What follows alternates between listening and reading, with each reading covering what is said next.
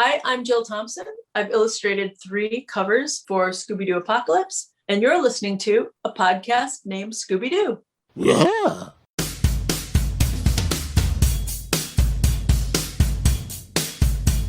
The gang's all here, they're on the case, and there's no ghost that they wouldn't face, 'cause they dig it, Scooby-Doo. Yeah, they dig it, Scooby-Doo.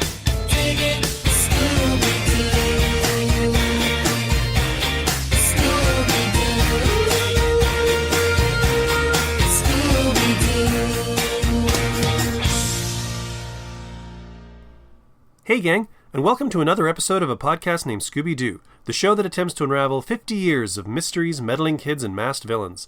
My name is Mike Josic, and I'll be your guide through all things ghostly and groovy as I investigate every angle of every mystery and beyond. So grab yourself some Scooby snacks, fire up the mystery machine, and let's start the show. Wait a minute. 20 questions. A slumber party classic. Daph, I don't think we have time for... Was there cabbage involved? Is it animal, vegetable, or mineral? So it's combined like an veg mineral. Is it bigger than a bread box? Is it a giant bread box? Would this be something you'd find, say, in a kite store? So it's not a kite. Is it kite related? Did it say the price of greatness is responsibility? So you didn't see Winston Churchill? No! Man, this is hard. Welcome to episode 43 of a podcast named Scooby-Doo. On this episode, I have another chat with another great contributor to the ongoing Scooby-Doo mythos, author of Daphne and Velma, The Dark Deception, Morgan Baden. Now, this conversation is actually a long time coming. I conducted this interview with Morgan, I think just over a year ago now, and as most of you know, over the course of this last pandemic year, the release schedule for episodes of the podcast has been sporadic at best.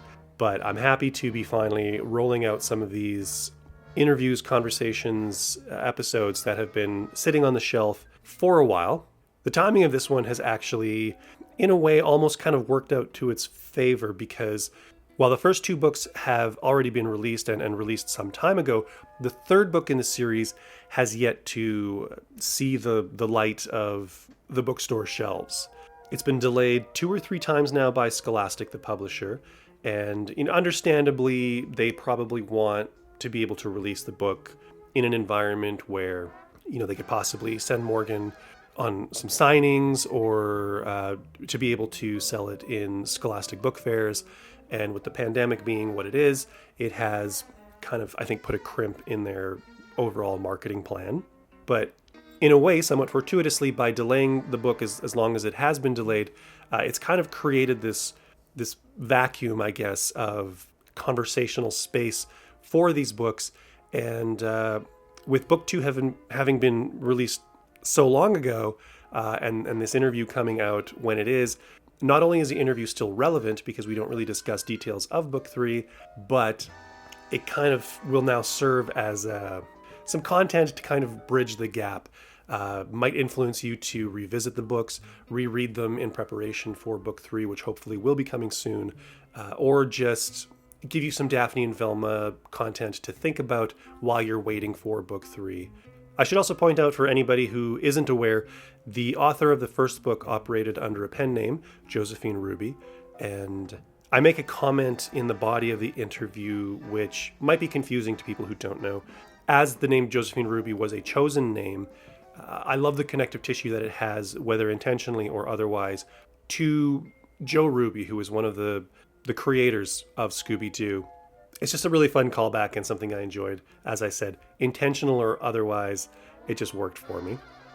And beyond that, I just hope everybody enjoys the following chat that Morgan and I have. We talk about the origins of the book. We talk about carrying on the baton from Josephine Ruby's book, where the groundwork was laid, to sort of finding her own way and carrying on with the story. We talk about this version of the gang, dealing with Warner Brothers and writing a licensed property. And of course, Morgan's love for Scooby-Doo, which goes back quite some ways. Without further ado, I will let you all get to that conversation. And as usual, I will see you on the other side.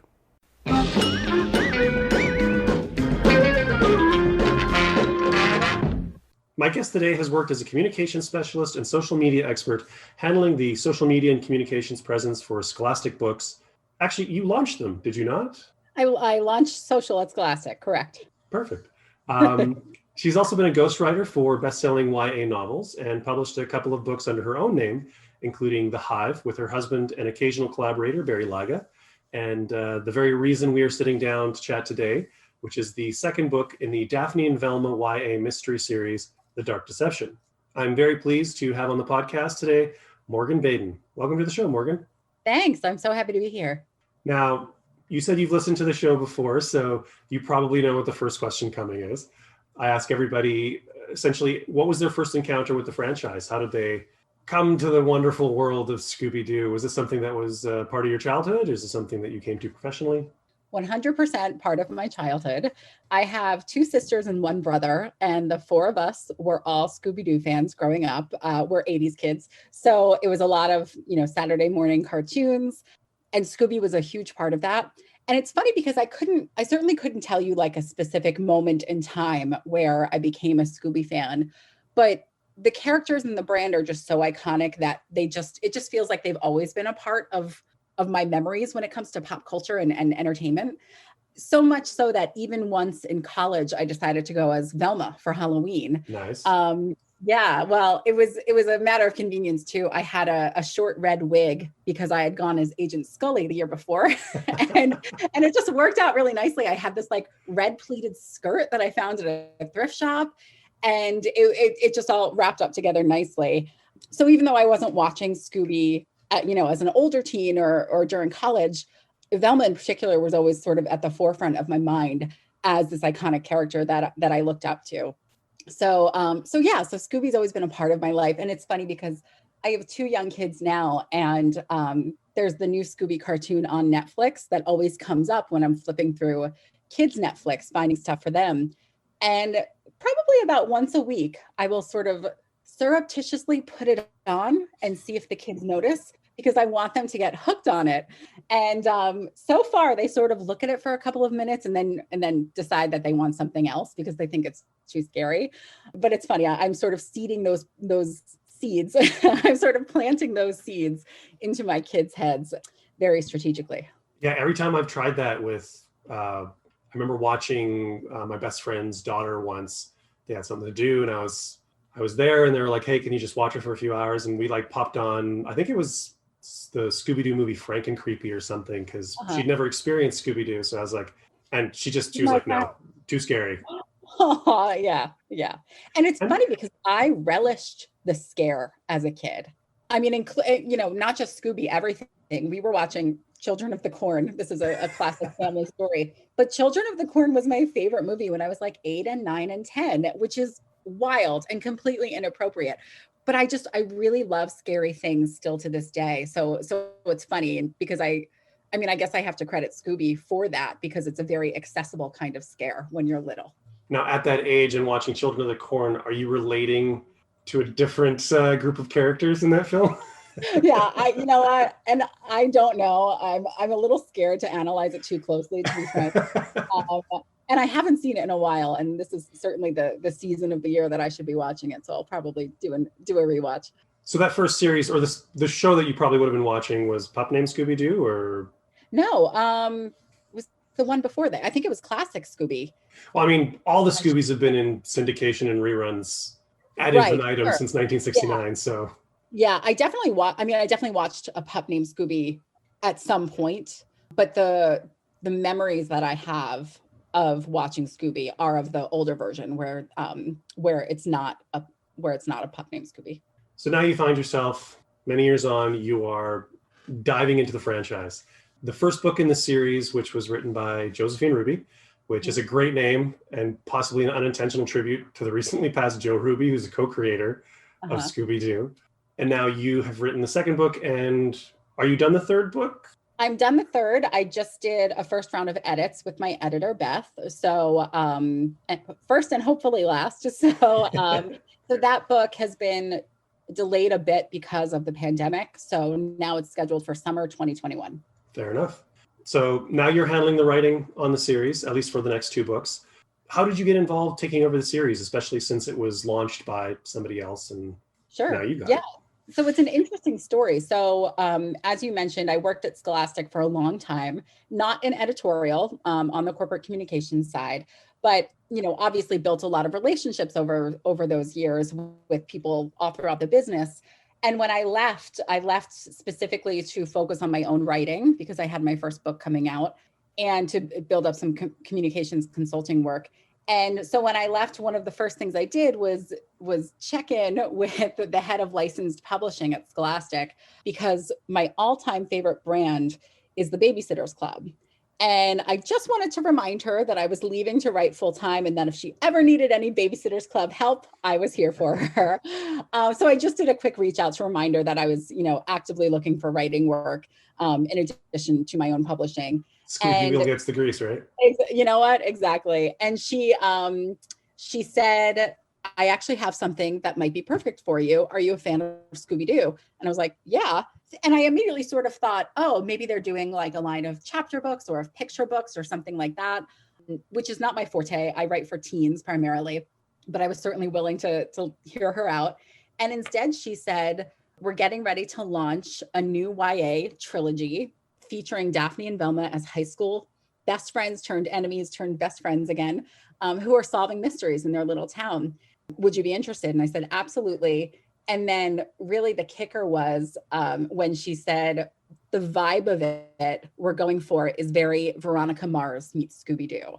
And I thought that is a perfect description of something that I would love to write. So I took over book 2 and then book 3 as well. And we're hopeful that there will be more down the road. I'm not going to give any spoilers, certainly, but there's in the first trilogy, there's an overarching mystery. And then each book has a mystery of the book as well. And there's certainly a big cliffhanger at the end of book 3 that could really segue nicely into additional books should that opportunity arise. So it's been really neat to play with the characters in these fresh ways. Nice. It's nice to hear you mention Veronica Mars, because that was actually, I very much, got a Nancy Drew, Veronica Mars kind of vibe, that classic canon of like girl detectives. Exactly. I probably got more of the Veronica Mars off of your book than the first book. Okay. Which I'm not sure what that could be attributed to. But maybe they didn't tell her about the Veronica Mars vibe. I don't know. No, but it's funny. I actually, I collect vintage paperbacks from the sort of 70s, 80s, and 90s just as a hobby. And one of them that I started collecting a little bit ago was the Nancy Drew case files, which are very teen YA, set in the early 80s. And I ended up reading a lot of those just for fun and because I thought they would be a really nice atmospheric reminder of what those kinds of books felt like. And I wanted to try and replicate that atmosphere in this trilogy. But yeah, that really warms my heart to hear that you felt a Veronica Mars vibe, because that's exactly what I was aiming for. Yeah, Crystal Cove gave me a kind of Neptune vibe. Which, exactly. Yeah. It probably doesn't help or does help that the Veronica Mars reboot came out, I guess either right before or right during the time that I was writing the first draft of book 2. So it was probably very fresh in my head. Nice. I think it was this spring I finished the book Girl Sleuth, which is like a history and biography of the creators of Nancy Drew and the history of the publishing entity that, created it. And it was fascinating. And it's got me to start reading the original Nancy Drew novels. Nice. So that was really fresh in my mind. And like you said, Veronica Mars had just come out. That was fresh in my mind as well. Mm-hmm. And then these books came out. I remember just being really excited when The Vanishing Girl came out, because I was like, this is perfect. And I'm also a huge fan of different takes on the franchise. I mean, the franchise has been around for half a century. So it's nice to see the comfortable Scooby-Doo that but it's also, there's enough room to play. There's enough room to have different takes, to be adventurous with it. And so that's kind of what I was hoping when I saw this. And reading them just this past week, I had to burn through both of them before talking with you. You're really binging them. Nice. Good for you. Yeah, it was pretty much exactly kind of what I wanted from them. I've often also been I guess, championing like a Riverdale style, Scooby-Doo. Like, why isn't there a Scooby-Doo show in that Yes. vein? Absolutely. And I should say that was another one of my influences. Nicole Osto writes the Riverdale books for Scholastic, and she's a friend of mine. And I read those, A, because I like Riverdale anyway, B, because I got the sense that that was a sort of similar, that she was taking a similar approach to those that I wanted to take to these. And they almost feel like companion books in a way. So yeah, so it's neat to hear you call that out, because that was another property that I was like, oh, this feels like they all sort of live in the same environment together. Yeah. And it was nice to see, because anytime I brought that up, everybody's always like, well, what do you do with Scooby-Doo? Yeah. This is the talking dog. And reading these books, it's like, that's what you do with Scooby-Doo. He's Shaggy's Right. dog. He's around. I mean, he doesn't have to talk. He's just this kind of presence. I mean, he's kind of the iconic. I mean, the show could be Mystery Incorporated, right? It doesn't have to be Scooby-Doo. Right. Like it's the gang. But Yeah, it's funny. I have a little call out to that in the manuscript I just turned in. I hope I can say this. I hope my editor doesn't get mad. But there's a moment where Shaggy's going through a lot in these books, and the girls are trying to help him, but also figure out what exactly he's going through, because he's clearly keeping a secret. And in book 3, there's a moment where he's sort of on the edge and close to falling apart. And the girls overhear him saying to his father, I'm out of my mind. I'm in a bad place. Sometimes it even feels like, sometimes I swear I can even hear Scooby talking to me. And my editor flagged it and was like, we love this, keep this. So I tried to do I think I have more in book 3 than book 2, but I tried to do some call outs like that where I could. that's awesome. Seeing as the world of Crystal Cove and its inhabitants was sort of already established in the first book, what were some of the challenges or possibly blessings picking up where Josephine Ruby left off? Yeah, that's a great question. It's funny because when I was given this job, book 1 wasn't out yet, but it had been written. So I was given essentially a Word document of the entire book and said, read this, and then we have to talk about what you're going to do in book 2.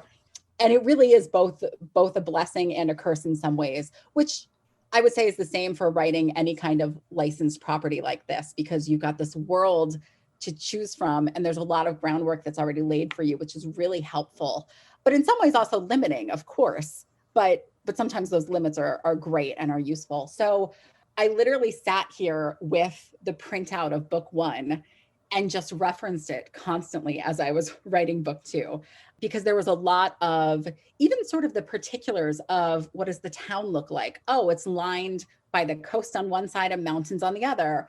Who does Daphne hang out with when she's not with Velma, for example? So Josephine created this cast of characters at the school that I then had to, reference and use in party scenes and things like that going forward.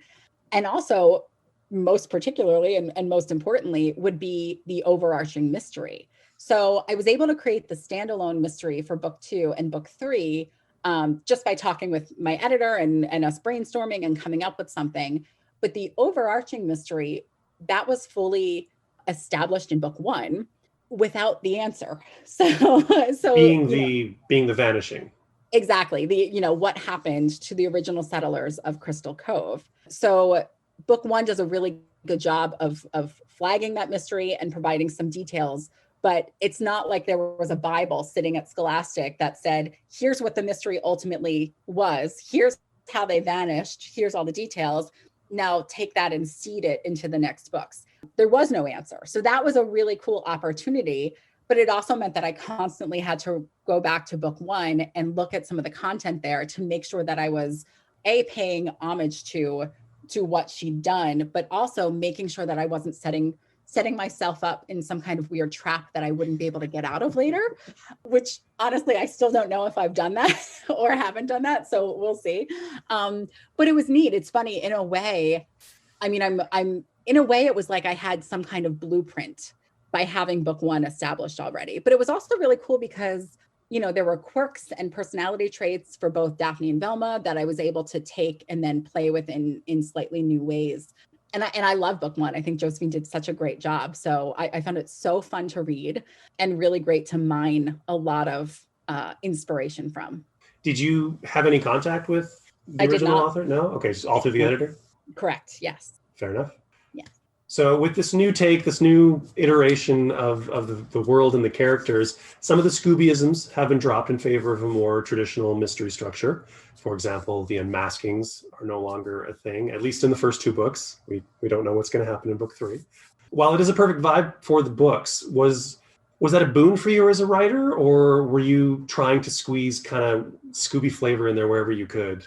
I think that's a good question. It's interesting. I almost think in book 3, I tried to squeeze more Scoobyisms wherever possible, partly because I think, as most writers would tell you, once they have a book out on shelves and they have to look at it again, all they see are the problems and the mistakes. That's and with the things everything, they did. yes. Yeah. So both books 2 and 3 were written in pretty quick order, just due to deadlines. And so I feel like when I started to write book 3 and often had to go back to book 2 to check on certain things, I realized there were not as many Scoobyisms in there as I think I thought I would have put in there. Do you know what I mean? And sometimes things get lost in editing and sometimes in rewriting and whatnot. So I feel like I really amped that up a bit in book 3, but in very natural ways. You know, especially with a YA reboot starring teenage girls that's based on what is essentially a children's brand. It's a really fine balance to navigate between, you know, calling out and flagging all of the wonderful things that make the brand so beloved, but also making it something that teenagers today won't roll their eyes at or won't think is too babyish or anything like that. And that's honestly, that's one of the reasons I love YA, because it's such an interesting market overall, because you have adult readers and teen readers and preteen readers. And they're sort of all looking for different things sometimes in a book. And I think a good writer figures out the balance in a way that makes them all happy, even if it's in different ways. And so that was very front of mind for me in writing these. Was I want to properly represent the love for this brand, but also make sure that someone, you know, maybe a 14-year-old girl who sees this on the shelf at their Scholastic book fair and is like, that looks really cool. I'm a Veronica Mars fan, maybe, or my mom loves Nancy Drew or whatever, is intrigued enough to pick it up, even if they haven't watched Scooby or only slightly familiar with the brand or something like that. So I really want to make sure that they, you know, enthrall people who are coming from every end of the spectrum. It's definitely, yeah, it's all about kind of striking the balance. Yeah. Yeah. It's also interesting. You mentioned what an interesting market the YA market is. I was listening to an interview that you were doing with your husband, the aforementioned Barry Laga, where you were talking about the Hive and talking about the YA market sort of in general. But you qualified that the teen demographic is actually buying the physical books. They're reading these things on paper, and you can kind of guess what the adult readership is by what the ebook sales are, because Exactly. the adults are actually buying it digitally. Yep. I know, it's a fascinating little quirk of the industry. Which also brings up questions. Is it because the adults don't want to go in and buy these books for themselves, so they're buying them privately on their e-readers? Or is it just the convenience? Or no, I think it's both. There has been research that most people read romance novels on their e-readers because they can read them on their commutes and in public and not have to feel embarrassed or ashamed that that's what they're reading. Not that they should, to be clear, but, you know, for people who are worried that someone's going to, you know, make fun of them for reading a romance novel in public. So, you know, e-sales of romance is really high too. Now, we mentioned that this is a different world and a different take on these characters, and this is a franchise. This is an IP owned by somebody else. So Correct.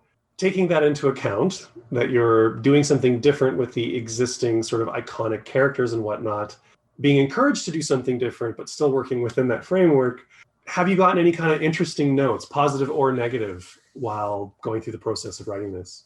Yeah, absolutely. In an IP like this, there's the publisher, there's also the studio that owns the brand, there's me as the author. So there's a lot of cooks in the kitchen, so to speak. And in some ways that's super helpful, because the institutional knowledge that my editor has about Scooby-Doo is off the charts. She actually edited the picture books like way back in the, I think in the early 2000s, and then left Scholastic and came back to edit this brand, which was perfect. So she is my go-to resource on all Scooby questions and is super helpful. She like literally wrote the Bible for Scholastic. And then you've got the folks at Warner Brothers who obviously have, even more knowledge if possible, and also have, the strategic understanding and the vision of where they want this brand to go and how they want it to be reflected. So that's all really great insight that they are able to give me as the writer. But it does certainly mean that there are some things that I tried to do in the books that then when Warner Brothers, for example, read the manuscript, certain tweaks have to be made because in their eyes, they're not aligned with the vision they had for certain characters or for certain themes or something like that. Fair enough. So no specific notes that you want to mention. I said positive or negative. Yeah. No, I mean, positive wise, yeah, I think one of the cool things is Velma's mom is Mexican. She is an immigrant to the US, and that plays a big role in terms of how Velma, her sort of outsider status in Crystal Cove, because her mom feels that way. And so there were lots of notes, particularly in book 2, about her mom in particular and how we could naturally emphasize her background. And we did that in some ways, such as like including Spanish language throughout the book when Velma's mom is speaking, the foods they're eating and the foods she's cooking and that kind of stuff. So those notes were always really helpful. And, overall, I think any author would say they want to pay the correct tribute and respect to this brand and to where, the owners of the brand see it going and making sure that our work aligns with it. So yeah, so super helpful notes always. And again, their institutional knowledge is just mind-blowing and very cool to witness in action. I can't remember which book it appeared in because I literally, as soon as I closed the cover on Josephine Ruby's, I opened yours and kept going. I had like a set amount of days to get through these. There's a scene where Velma's mother sits her down and has a conversation with her and explains what you just explained about how she's invested in this town because this is her home and she doesn't want to move. Mm-hmm. And she was seen as an outsider and people were like, why are you defending this town? Because you don't come from this town. Was that your book? Yeah, I think that was book 2. Okay. I really like that scene. Thanks. And I thought it was a really nice encapsulation of kind of that character and bringing in the ethnicity without just bringing in the ethnicity. Right. Yeah. It's not a plot point. It's not a device, but I think it adds a really nice layer to the complicatedness that is Velma and her family structure. Yeah. Do you like how I made up a word? The complicatedness. There you go. English is malleable. It is malleable. The first book had kind of I don't know if this is going to be a problematic question to ask, but okay. The first book had kind of a smoky noirish vibe to it, and yours had more of like the Veronica Mars.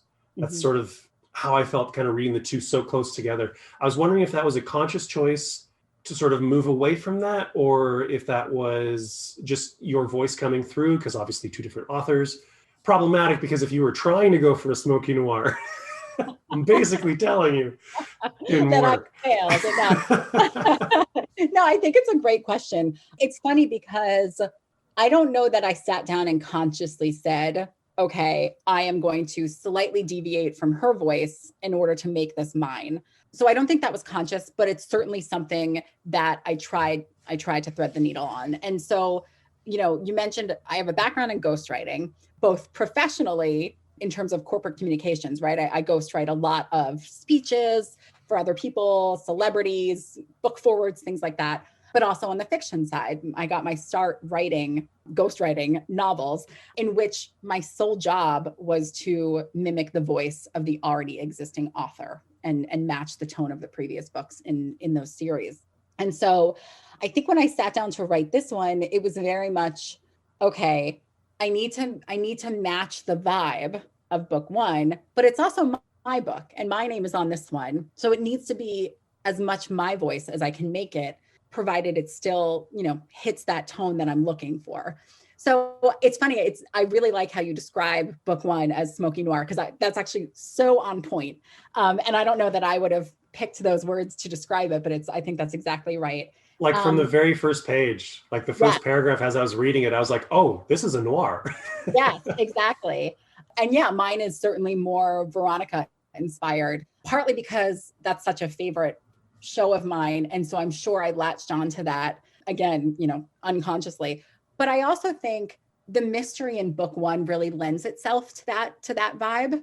And I think the mystery in book two is very different. And you'll see the mystery in book three is my favorite of all and is also very different. So I can't wait. So yeah, so that's a really interesting observation.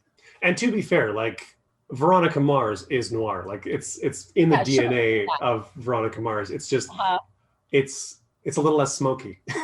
Absolutely. Yeah. That should be the tagline for book two, a little less smoky. It's a little more beachfront property, sort of noir. Exactly.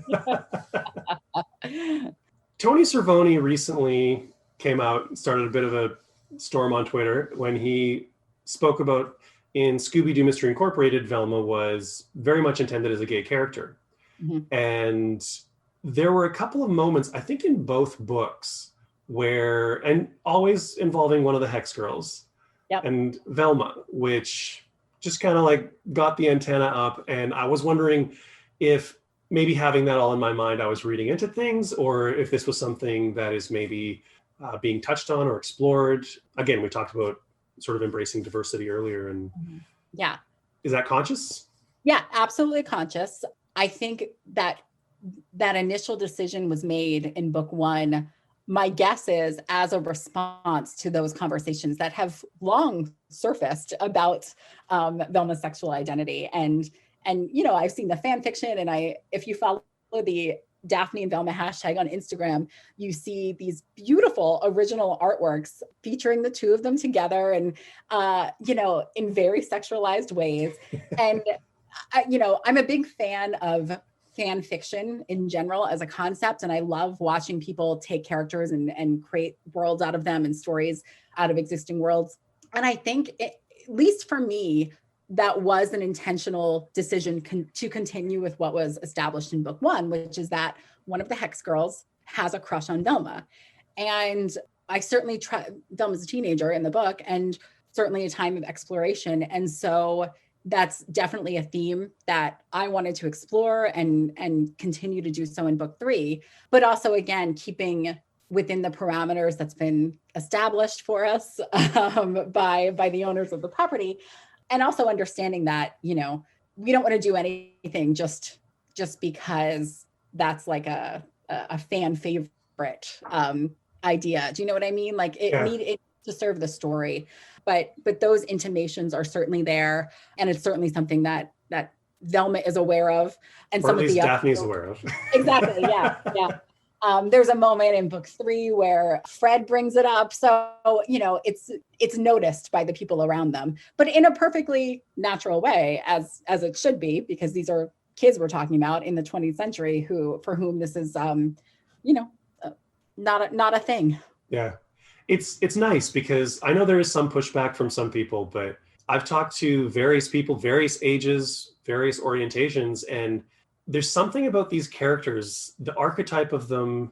There seems to be, we talked about bringing more diversity in because we do all have just 4 white kids and their dog, but that didn't seem to be an obstacle to so many people, like people of color, people of different sexual orientations. Like they see themselves in these characters and they project themselves into these characters. And these characters are strong enough and iconic enough that like they can bear that, they can absorb it and reflect that.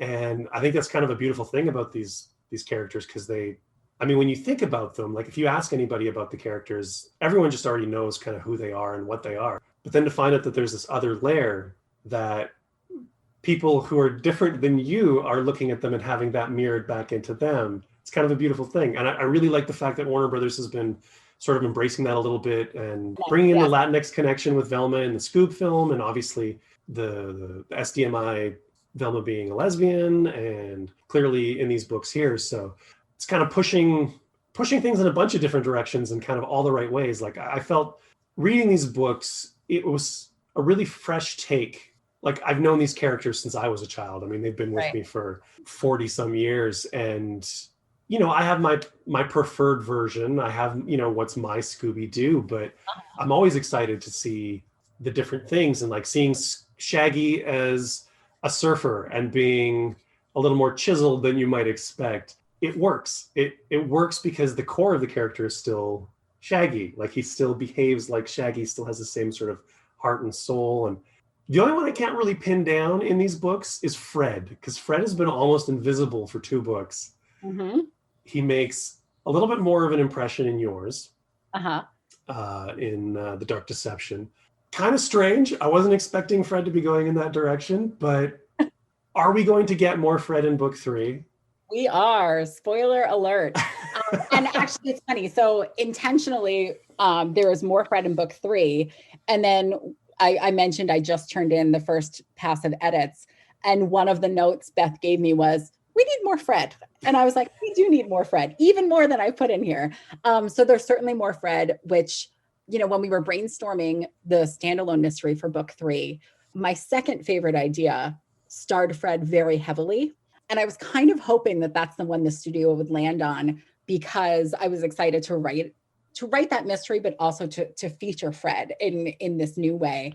And instead we landed on the other one, which was my first favorite. So I'm very happy about it. But Fred does play quite a large role in it. And that was really fun to do.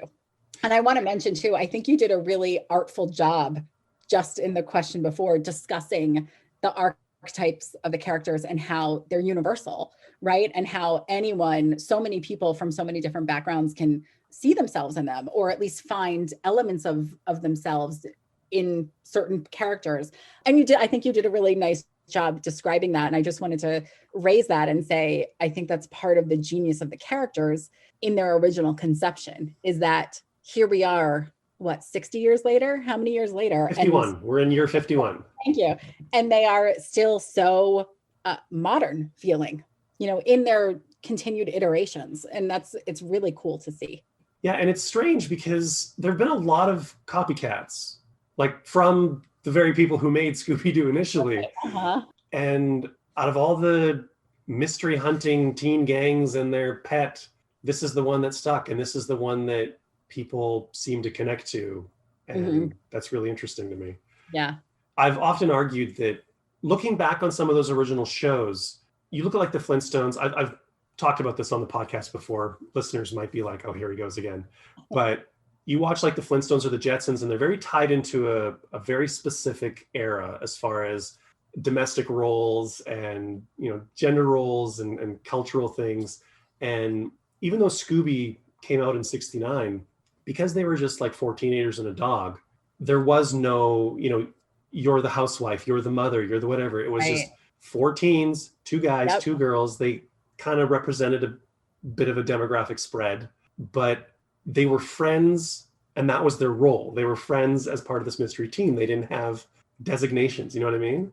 Mm-hmm. And I think that's part of what makes it so elastic in a way, or might have just helped it persevere for so long.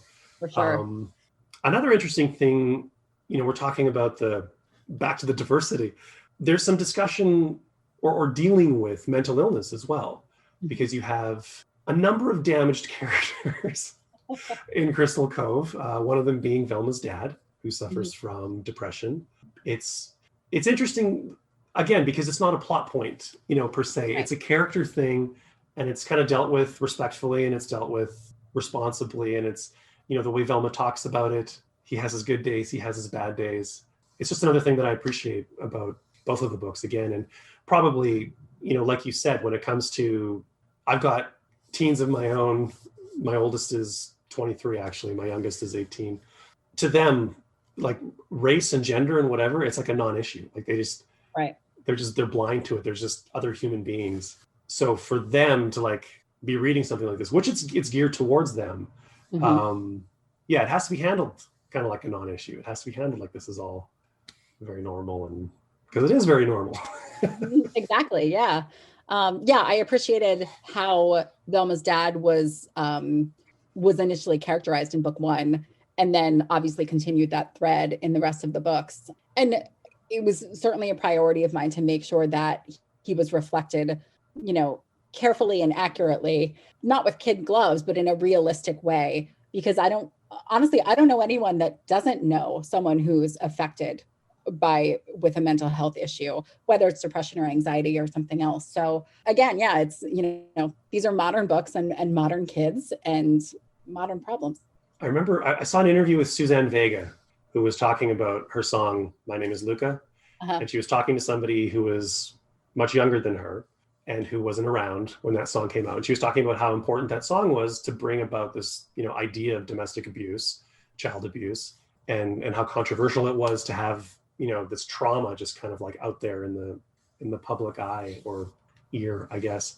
Uh-huh. And the person just looked at her and she was kind of like, why was this such a big deal? Like, who doesn't have trauma? Wow. Yeah. Progress. Yeah. Now, we mentioned Fred and we mentioned crushes. Romance definitely played a more pronounced role in this book than in the previous one. I'm guessing possibly because the first one was more about the friendship and kind of like recreating the bond between those two characters.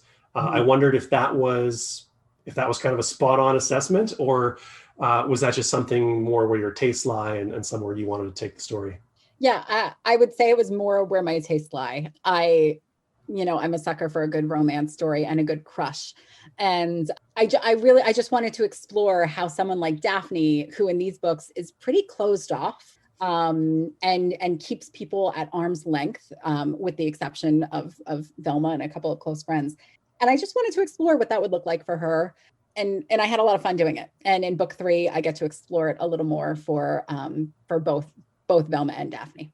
I've really been loving how I kind of almost hate, it's always like both of you. I hate how both books, or I love how both books, because it's like I'm talking to you, but I'm also talking about the first okay. book. I really love how watching Daphne, like you mentioned Daphne, which just brought me back to the whole, mental illness thing, because Daphne's dealing with a lot of rage and a lot of anger.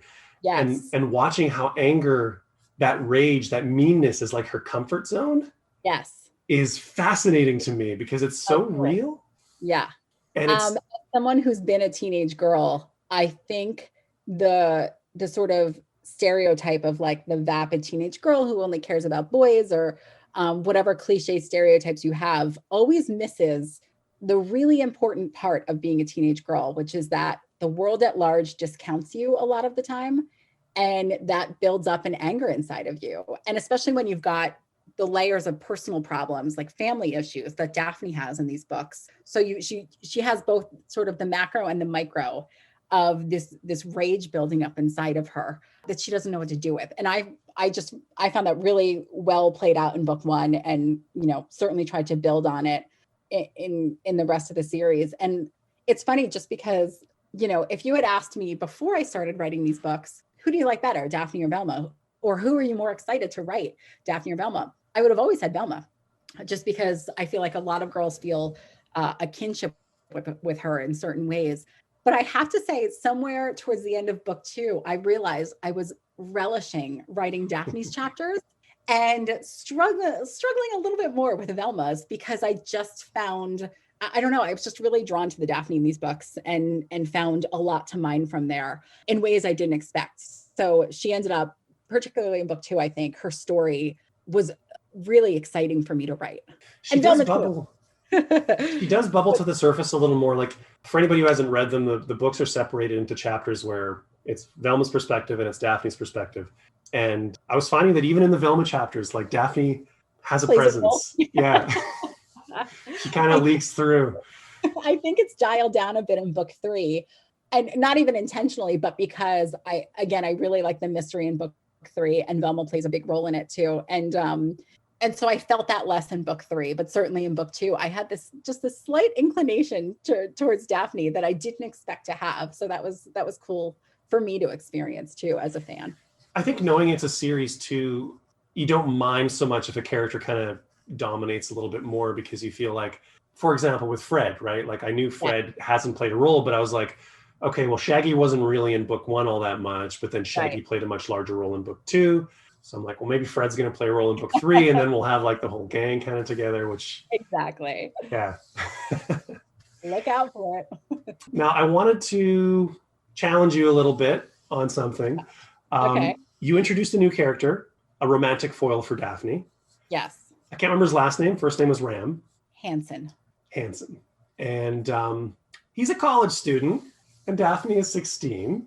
Correct. We never qualify how old Ram is exactly, and I was kind of curious. I thought you handled it kind of deftly because you never tipped over into like any kind of weird space. Good. Thank you for that. That was intentional. Yes. But I was kind of on the edge until the very end. Yeah. Yeah. There was I honestly don't even know if this is still in there, but there was a moment too where I very explicitly laid out, like, because I had to do this in my own head to justify it, right? I was very explicitly like, okay, he's a college freshman, but he's a young freshman. Maybe he skipped a grade as a kid, which makes him only 1 year older than her. And that's perfectly legal. And, but so I was doing all this mental gymnastics in my head to make this okay. But I also then intentionally chose to hang a hat on it, right? So I had Velma mention it when the three of them are having a conversation, like, she's only 16. So yeah. I was doing the same mental gymnastics. So she said he was an intern for 2 years, but yes, yeah, that's true. Yeah. And I talked about that with my editor too. I was like, is this okay? And obviously we ultimately decided it was because, spoiler alert, nothing happens. So other than this emotional connection. So, but that's funny that you would bring that up. It's also, I think there was more of a burden for me on Ram than there was on Daphne because yes, a 16-year-old girl is going to crush on, some handsome, Yep. whatever. Like that makes 100% sense. So it was like, what's Ram going to do? Yep. Okay. I like that. Because Ram was obviously also intrigued by Daphne. Right. So it's like, well, is he going to have issues with it? Or is he going to just be like whole hog or what's the deal? Right. Yeah. So. Yeah. Yeah. No, not interested in going down that direction in these books. So book 3 is coming. It's been delayed, but it is coming. That's correct. Is there anything you can tell us about book 3 that you possibly haven't already? I wish. Do we have a title for it? I was just going to say, we don't even have a title for it yet. So we don't have a title. We do have a manuscript. So that's good. Let's see. What can I say? It continues the overarching mystery of the Vanished, and there's a very cool reveal at the end about the Vanished. It continues the story of a couple of new characters from book 2, including Ram, but also including Jack, who is Shaggy's cousin. And as I mentioned, Fred plays a much bigger role. And I should also say, because this was a note from my editor after the first round, she said, can we engineer a moment where all 4 of them are together on a mission to do something? So there are, and I think I did too. So there are several moments where it feels like, the gang is here, very classic trope there. And I'm really excited about it. And I hope everyone. They do talk in again, both the first book and in your book about when they were 10 yes. or 9 or whatever it was, and their, mystery solving summer. So I wondered as I was going, like, is this something that's going to culminate in like a group thing? But it is the Daphne and Velma brand. So it is kind of supposed to just be focused on the 2 of them. Yeah. Unless they're in charge of the group. Yeah. There's not a resurrection of the group in a formal way, but there are several moments where, the 4 of them have to choose to work together and, set a classic Scooby trap and that kind of stuff. So, and like I mentioned, I really tried to overlay quite a few more, shout outs to the brand in quick little ways that astute readers will catch. Nice. Do we have a projected guesstimate release date on that yet? Next summer 2021. Okay. That is the broadest I know. 2 books in quick succession and then... Yeah. Such a shame. It was initially, I believe initially it was, I want to say it was November of this year, and then they pushed it to February 21, and now it's summer 21. Fair enough. Be waiting patiently for that. Well, thank you. We've touched on several times the fact that this franchise has been going for many, many years. We are in year 51. It's kind of an invincible juggernaut of an IP. A lot of people have theories on why it is that this has persevered as long as it has. As somebody who has worked within the IP, I wonder if you have a take on why you think 50 years on, these characters are still important and iconic and relatable. Yeah, I think it certainly has to do with their universality, which we touched on a bit already. But I think this idea that there's something for everyone, no matter who you are, somewhere in this world of Scooby, right? So even I mentioned, like, I feel like most girls identify with Velma, but also with Daphne in certain ways, and also, with elements of Fred and Shaggy and Scooby too, or maybe just the ghosts. But I just think there's just so much there. They are established and built enough that there's concrete characteristics there that someone can relate to, but they're also sort of vague enough, or sort of blank enough in ways that then anyone can mirror what they want to see in them. So I don't know, it's the gold star, right? Everyone wants to create a brand that is this universal and this beloved, and is able to iterate again and again in exciting new ways, and in different channels and venues and markets and age ranges and all that. And so if there is a secret formula, I hope I figure it out and go on to invent my own brand that can do the same thing. But it's really just been such an unexpected pleasure to be able to write these. It's not something that I, ever thought that I would do in my life. So it's so cool to have this connection to a brand that I like so much. I literally just ordered a new face mask that is like the iconic orange and red of Velma with the glasses hanging from it. I was like, and I feel like people are going to be like, oh, look at that cute Velma face mask. And I'm going to want to be like, yes, I have a connection to the brand. Like, let me tell you about it. I have a lot of pride in the fact that I am now connected to this brand in some way. It's so interesting. I mean, you mentioned the colors that these characters are identified with. Whoever, I think it was probably Iwo Takamoto who came up with the color, but you see that red, you see white, and you see blue, and you're like, that's Fred. You see the pink and the purple, and that's Daphne. And it's like, it's so strong. Yeah, it's really amazing. And you don't even have to be wearing an exact replica of the costume. If you're just wearing an orange shirt and a brown skirt or whatever, it's like, oh, that's so Velma, or a baggy green shirt or whatever. Yeah.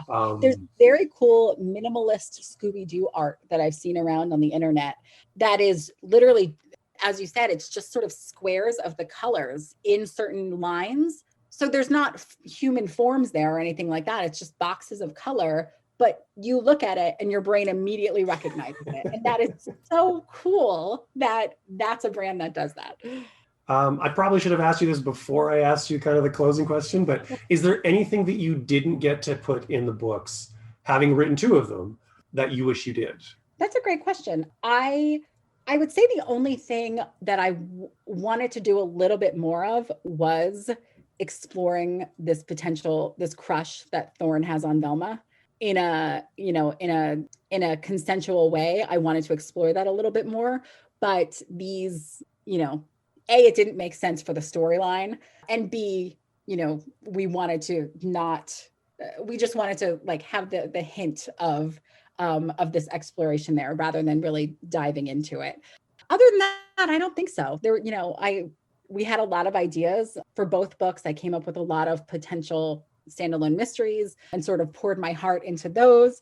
And then, we narrowed it down and then got approval from the studio on which ones to go with. So I feel like I got to win all around because, they were my ideas and my concepts, and, some were more fleshed out than others, but the studio chose their favorites, and I was happy with whatever they chose because I liked all of them, so I feel like I got to, like I said, it was a win-win on all sides, I think. Fair enough. And do you know how happy you make a very large demographic of fans every paragraph you write a Hex Girl into? Oh, I know. Believe me, and that's so funny. That was, I would say that was one of the notes before I even started writing any of these, was people love the Hex Girls, make them a part of the story. And I said, that is not a problem. I love the Hex Girls too. Well, I'm hoping that these books show somebody somewhere that this is a viable property to adapt to a TV show, Yes, yes. a live action show where we can have like drama Absolutely. and family things, whatever. Mhm. I'm out of And, you words.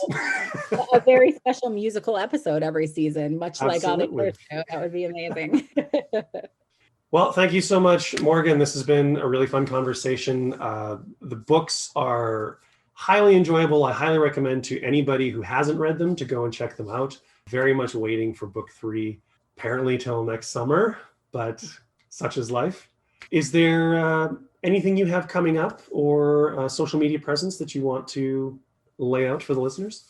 Sure. I'm on Instagram and Twitter at Morgan Baden, MorganBaden, both places. And yeah, other than the next Daphne and Velma book next summer, I have a short story coming out in an anthology about teenage superheroes, but that is sometime late next year as well. And I don't think it has a title yet. So yeah, so that's it for me for now. Perfect. Maybe we can touch base when book 3 comes out? Yes, let's. This was so fun. Awesome. Thanks again so much, and stay safe and healthy, and we'll see you on the stands. Thanks, Mike.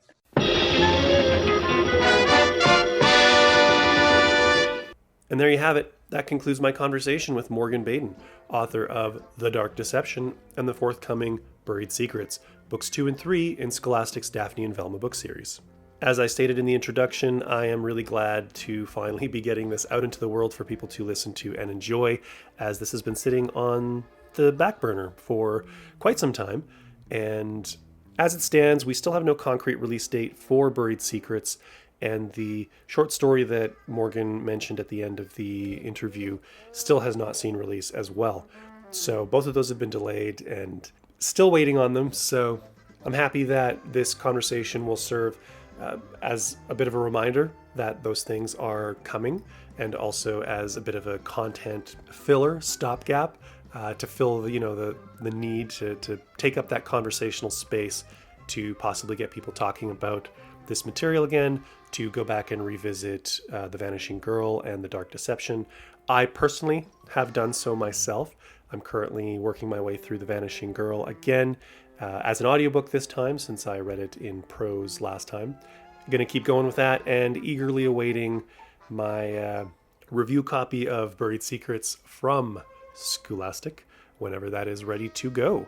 I'll also be touching base with Morgan again when book 3 comes out, so we'll see we'll see how long it is between this release and the new conversation that we'll have, sort of rounding out the conclusion of this 3-part story, this Crystal Cove mystery that has been unraveling over the course of these books, and just catching up with what she has been up to in the interim. If you want to follow Morgan on your own, the aforementioned social media accounts at Morgan Baden, Twitter, I believe she's on Instagram as well. And if you want to keep up to date with what's going on with the podcast, you can follow my social media at Scooby-Doo Cast on Twitter, podcast named Scooby-Doo on Facebook, podcast named Scooby-Doo on Instagram.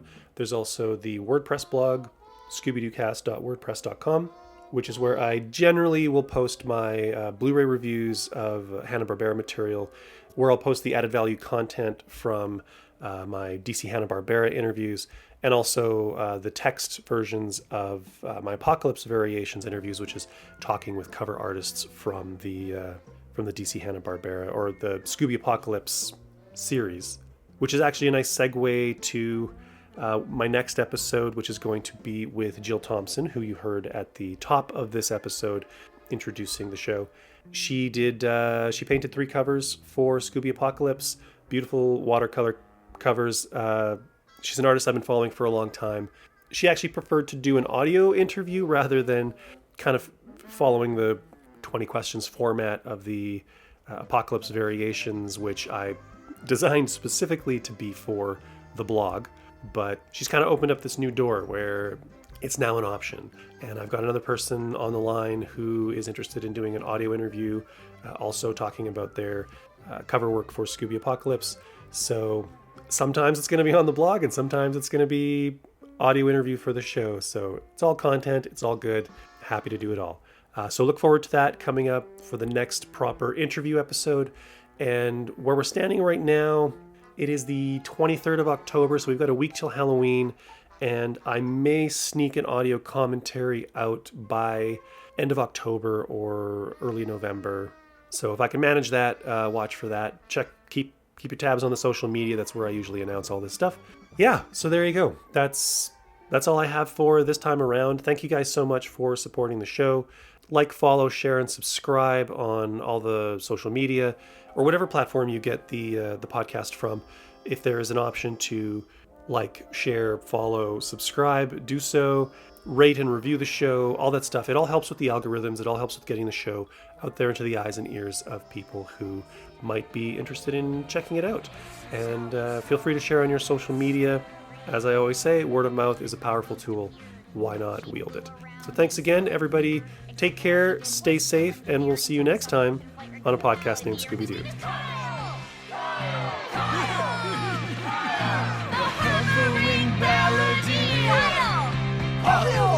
Everybody cheer! This is how we solve the mystery. This is how we solve the mystery. So in summation, this narration's my donation to the art of mystery solving dictation. And here's what the bad guys say when they play where the law forbids. Would've gotten away with it too if it wasn't for you meddling kids. This is how we solve the mystery. Bye. What are they saying? I don't know, because you're whispering at me.